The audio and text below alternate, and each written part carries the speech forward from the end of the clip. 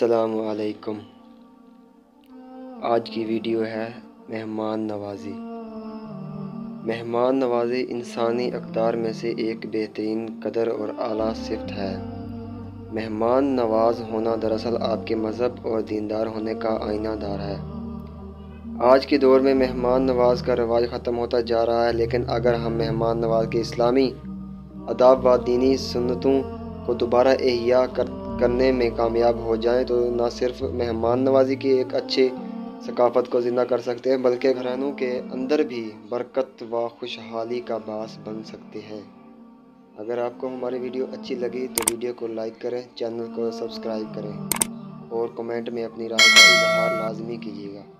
अल्लाह हाफ़िज़।